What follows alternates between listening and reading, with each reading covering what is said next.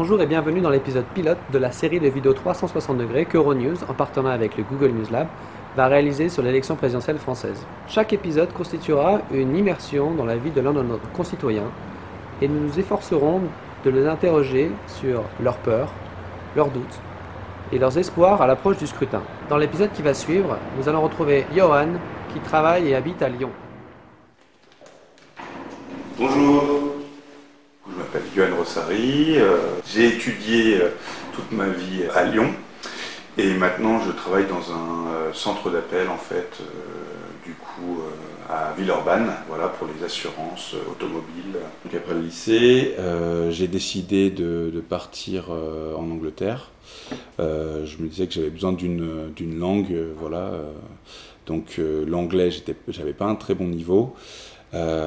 Et je me suis dit que pourquoi pas l'Irlande au départ, et finalement j'ai eu une opportunité d'être au pair en fait, de garder des enfants à Londres. Tu es constamment en contact avec des étrangers? Ouais. Et par exemple, monter des nationalismes, Brexit, qu'est-ce que chez toi ça t'évoque? Alors moi ça m'attriste forcément. J'ai vécu 3 ans en Angleterre en tout. Donc oui, ça m'attriste.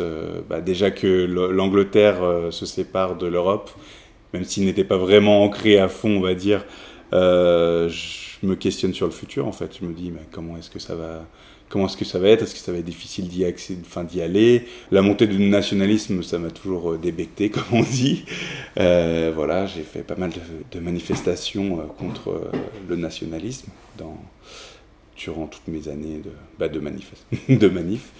Mais oui, je comprends pas. La présidentielle 2017, elle est un peu floue pour l'instant parce que bon, il y a les candidats principaux, les primaires des partis principaux qui viennent de terminer, quoi. Donc on ne sait pas trop où on se dirige. Par contre, il y a un gros candidat, on va dire le candidat FN, qui est présent depuis pas mal d'années, quoi, parce qu'ils n'ont pas besoin de primaire là-bas pour l'instant. Et là, si elle passe au deuxième tour, j'ai pas encore réfléchi.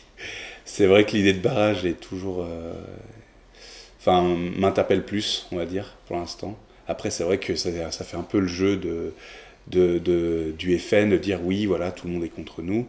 Mais c'est vrai que c'est pas une France que je veux voir. J'ai l'impression c'est un peu ça, d'ailleurs, c'est un jeu, la politique, hein, qu'on attire donc les masses pour aller voter, voilà, on demande à tout le monde d'aller voter, parce que je suis le représentant de vous, le peuple, mais en fait, au final, que ce soit droite ou gauche, finalement, on voit pas forcément le changement, en fait.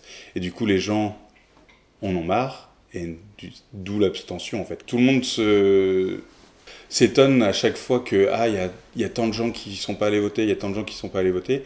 Même si moi je suis un électeur et je vote, je les comprends d'un côté en fait, parce que si on est déçu d'un côté, on passe de l'autre côté pour voir si ça marche et que c'est la même chose, du coup on n'avance pas, quoi. Donc j'espère que ces élections 2017, ce prochain quinquennat, on changera un peu la donne, quoi. Les hommes politiques, en tout cas, iront à fond, même si c'est pas que pendant la présentation de leur programme, mais plus voilà, qui tiennent leurs mots en fait, qui tiennent leurs paroles, pardon, plutôt. Voilà. Enfin, la démagogie, on en a assez vu, et du coup, voilà, de lui dire, écoutez, c'est super important, votre programme, etc., qu'il soit aimé ou pas, mais au moins le moins de démagogie possible, quoi. Du coup, d'aider plutôt son peuple en général, enfin la majorité du peuple, plus que certains, quoi. Si, j'ai été à 5, mais c'est tout.